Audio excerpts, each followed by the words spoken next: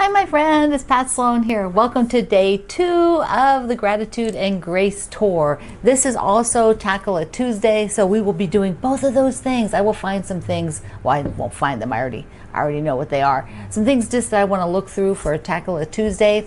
And if you are new here to my channel, welcome, welcome, welcome in. I'm so happy that you're here. You came probably from one of the tour stops, and I appreciate you jumping on here and watching my YouTube channel. If you are unfamiliar with this style of channel, I am more of a lifestyle channel. I talk about quilting, cross stitch, just life in general. And I am more about just making things and showing you the process, and you can join in. And so the videos have a lot of different topics in them. They're not just a single topic video. And my community likes to come and just listen, maybe when they're having lunch or having breakfast, or in the evening after work. So it's kind of a way to have a friend with you to just sort of talk about quilting for a little bit. And then thank you for everybody coming back. Yay! Okay, let's first do what the day of the month. Wow, today's day is aviation. It's a month, really. It's Aviation History Month. I didn't know that. I didn't know November. What month are we in anyway? November is Aviation History Month. Many of you know that my husband Greg is a private pilot. It was a goal of his many years ago to learn to fly, and he did it. He learned to fly and even built a part of an airplane, but it's not a hobby he decided to continue to immerse himself in.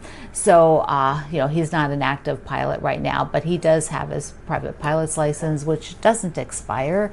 You just get a checkout. He could go fly again if he wanted to, and just for fun. Fly for fun. So I'm sure that there are a lot of you out there with family members who are private pilots, or you yourself are a private pilot. I'd love to hear about it in the comments here at YouTube. If you have an airplane or aviation quilt, share it today at my group Quilt Along with Pat Sloan over at Facebook. We would love to see the pictures of them. It is so fun to get those days where you get a flooded in of things. So I'm sure that there are a lot of aviation quilts out there just waiting to be shared. Good stuff. I tell you, years ago, Oshkosh, Wisconsin runs a big air show for a lot of home builds. They're called, you build them yourself, kit planes, and lots of other planes.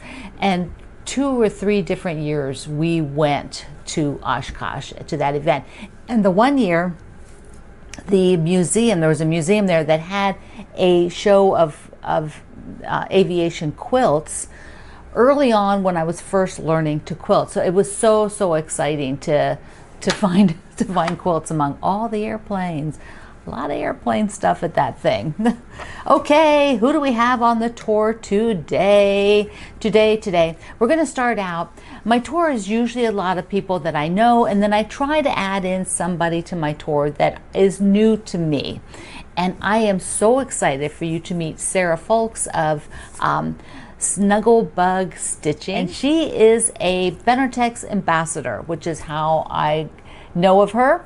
Benertex has a wonderful program where there's a group of designers that work with them to take different fabric lines, maybe a lot of them that don't have a designer associated, they're in-house designs, and then they showcase those in their patterns and things like that. And so it is such a wonderful program for both the designers and for Benertex to have collaborations. And so I really am happy to be able to have Sarah here with us on this tour. Yay! So if you have not met Sarah, you can go out and visit. She has a YouTube channel. We're here on YouTube. She has a YouTube channel, so you can go visit her there and see. She does a lot of great tutorials. I wrote down a couple of them now. She's got one on like blocks on point. She has one for some binding tips, which I think everybody I don't know, binding is my nemesis. So it's like I'm always looking for binding tips. There's a lot of wonderful things out there. And let me show you a few of her quilts. And so she has these really delightful, beautiful quilts that that some use, like the layer cake one here, which is so nice. And they are ones that to me look like they're very, very doable for most of our projects. So I just love that about her work. And let's take a sneak peek at what she did with Gratitude and Grace. Ah, lots of cutouts there. What do you think she made? You're going to go to her website today, just like you're going to everybody's, and enter to win a layer cake of my Gratitude and Grace fabric. And then some of them have extra giveaways, and she has one where you can win a digital copy of one of her patterns, so that can go to anywhere in the world, and that's super cool. So you want to be sure to go visit Sarah at Snugglebugstitching. And next, you'll visit today Aurifil Thread. And Aurifil Thread, the company, I have been friends with the president and all the people that work there, pretty much, all the kind of marketing and side of it, for many, many, many years. One of the interesting things about Aurifil is that they are a company, there's a parent company, which Elena Rigotti's father owns, Aurifil, this parent company. And then they did Aurifil USA, which she came in with the idea of building one that was for creative people. Take the threads that they made for industrial work, clothing, bedding, stuff like that, but make a quality, high quality, low lint, 100% cotton thread for the sewing community. And they come in a bunch of different weights. And of course, I have so many stories and so many things I could tell you about them. Just from working with them for 20 years, it's a very long, deep friendship. One of the first things they did when they came to the industry was build these thread kits. And mine was one of the first 3 thread kits that they put out, was mine. And so you can see I've worked with them since almost day one. And my neutral kit is available in the big size, and I've got the colors in the big size, and then there's also a small version of both of these with the little spools. But I want to tell you just a little bit about what's currently out there for Aurifil, so that you can sort of take advantage of that. They have a wonderful blog, and of course they have, like, I did 10 years of block of the months with them, with Aurifil Designer of the Month group, and so there's some free patterns over from their website. But when you go to the blog, they're doing a Sunday showcase, which is so inspirational. They get pictures that people have shared of using Aurifil in all different ways, and they do a Sunday showcase on their website, on their blog area. They also then do feature articles, and so if you get their email, you can just sign up for their email, then you can get in on that. They also have, if you can't find it locally, the thread, you can actually purchase directly from them now. And they are an international company. They're Italian, and so it makes it easy for people in other countries to get the thread. I want to tell you about one article that's out there. This is a current article that they did over at Aurifil. It is about they were highlighting and showcasing the 10th anniversary of the cherrywood fabric challenges. If you've ever been to any quilt show of any kind of size, like the Mancuso shows, or Road to California, or Houston, or some of the other big shows that are out there, Cherrywood Fabrics is a company that's a really particular hand-dyed fabric that looks kind of like suede. I mean, it is just absolutely gorgeous. And the owner of that company, she put out a challenge 10 years ago now to take their fabric, the cherrywood fabric, and have a theme. Like they did Wicked, they did the Lion King, they did a whole bunch of different ones. And so Aurifil showcased the article, an article about their 10th anniversary, and then they have a thread kit to go with the current challenge. So if you're into challenges, it's a really, really fun one to do. You do have to use their fabric, of course, cherrywood, but it's beautiful to work with. And so there's just, something, and I'll link down the description box here with all the links. I will give you a link to that particular article so you can go and read it. It is awesome. So you do want to visit. Erin is who I work with at Aurifil, and one of her many hats is writing, and she's a beautiful writer. She writes gorgeous articles And she did a little project with Gratitude and Grace, so you want to go and see that today over at the blog. And remember, all the links are below in the description box. They're in the pinned post here at YouTube, and they're at my website today. And you can go back and visit the sites from yesterday if you missed them, if you didn't get there. So just go and to my article today, has the links to every day right at the top. All right, let's talk about Tackle It Tuesday. Tackle It Tuesday. First, I have this guy here. So this is, let me see. So it is the plot twist. Here is the plot twist. And, whoops, got a note. So here's the pattern plot twist. And I have the top done. There were cutaways for this, both a sew and flip cutaway, making the block, and then on the outer edge, remember I showed you that it was all kind of like this, and then you trim it straight. So those cutaways were out there. Let me show you first a couple of clips I had about what I did, sort of thinking through the half square triangle part. Let me show you that. So I'm trying to balance the colors, having the dark teal. This is how it is, 8 by 8. So I'm trying to balance the dark teals, the reds, then the peach, then kind of the turquoise and aqua. See, they're different. Here's like aqua, or well, it's like this is more mint and more bluey. So more aqua, more mint, and try to balance those, and then have some lights because I've got a few that are a little more light, and put those in.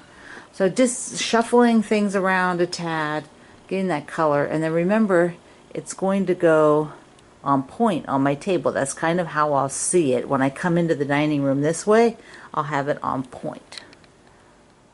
I have the one aqua left, but that's not necessarily a good spot for it because that's the exact same fabric right next to it there, and so I need to find a place. I also have two lights. Well, three lights kind of here. A little more white background, white. So those three, I need to break them up a little bit. So let me shuffle a few. Okay, I shuffled a bunch.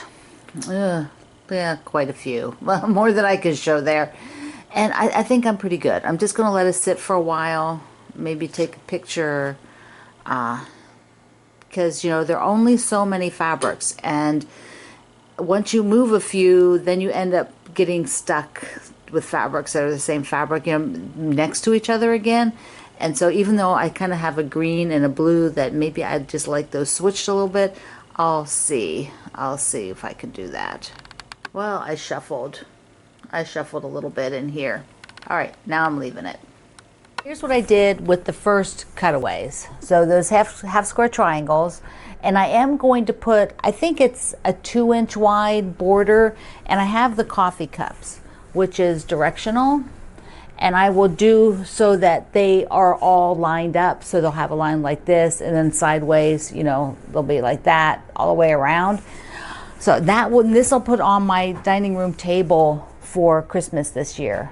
Yay! And that I will hang in front of the quilts that I've been doing, having something that's the right size, so that's why it has to fit on that one place in the dining room that hangs in front on the shelf of quilts. Okay, so besides this, if you remember, you know, the edges are all out like this from the pattern. To get this design, it's set on point, and then you trim the edges off. And when you do that, it does produce these.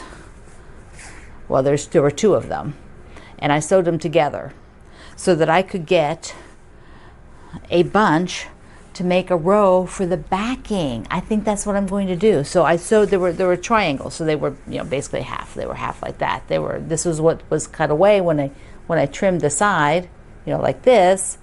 And now, let me just show you. I think you can see here, right? Yeah. And so I think they will all fit. You know, so I'll basically take them and make a strip, and then I'll find some fabric to go on either side of this strip for the backing. It's not a big quilt, you know, so it's pretty small. It's like toddler size, great for wall hanging for different places. And so I will do this strip of squares to use them up. Nope, we got one extra, so that's good because it's going to go to the spa, to the long armor. And so there, I'll do that for the back, and then I'll put fabric on either side of it, and that will use all that up.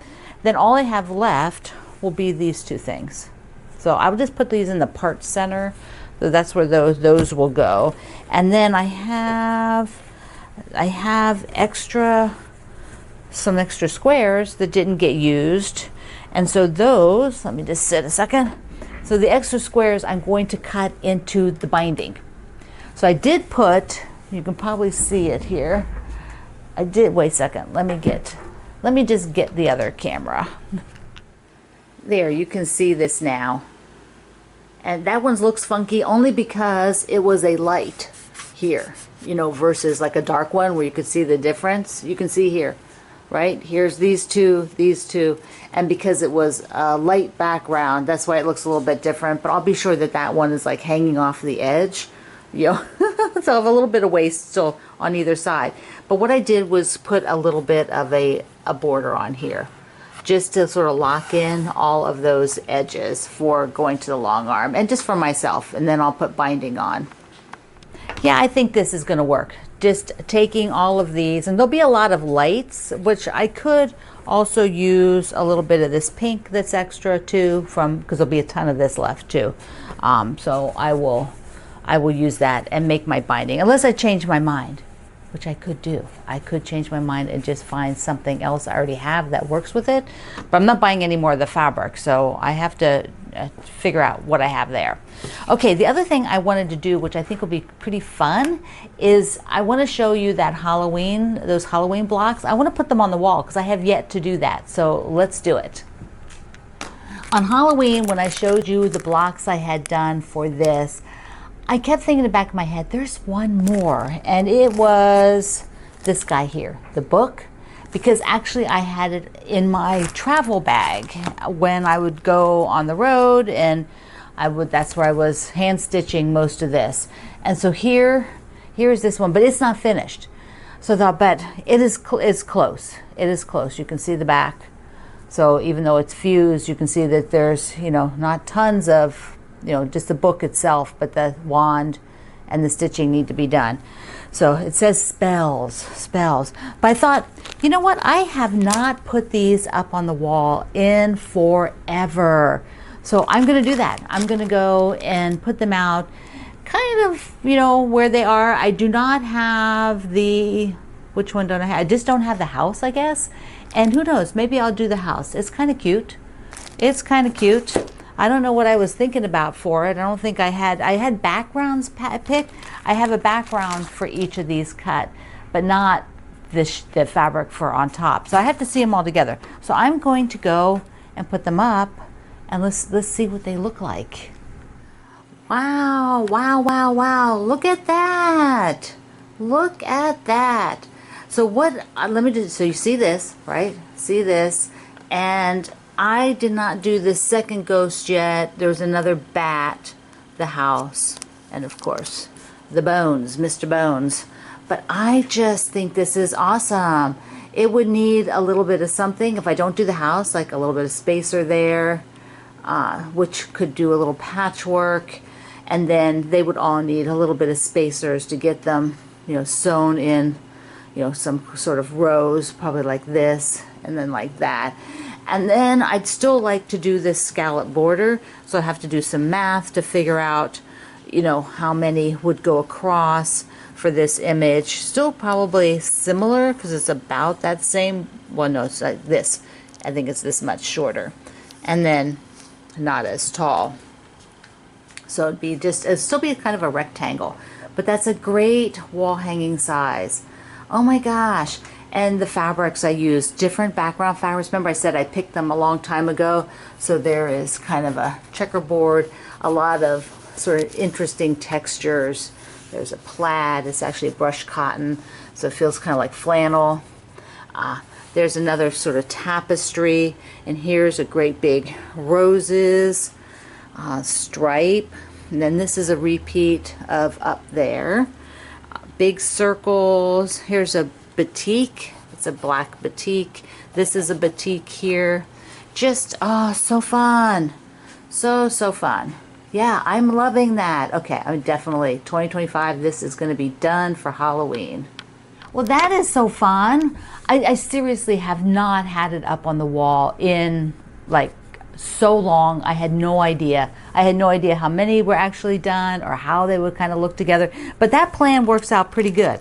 Okay, the vintage spool. This is one of their patterns, and if it's not on her I link you directly to her website to buy it. So if it says it's out of stock, just email her from her website because she prints them. So yeah, you just write her. She just needs to put them more in the website. It's her website, her pattern. So I had people writing going, oh my God, it's out of stock. Well, write her. You're on her website.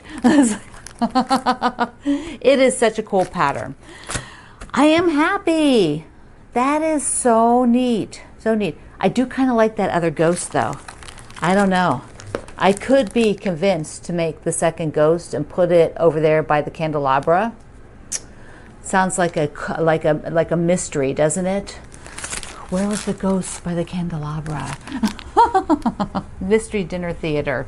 All right, my friend, go out and visit the stops today. Sarah at Snugglebug Stitchery and over to the Aurifil websites and enter to win a layer cake of my gratitude and grace from Benartex. So I love you. Mwah. Thank you for being here in the Sloan Zone. I will see you online.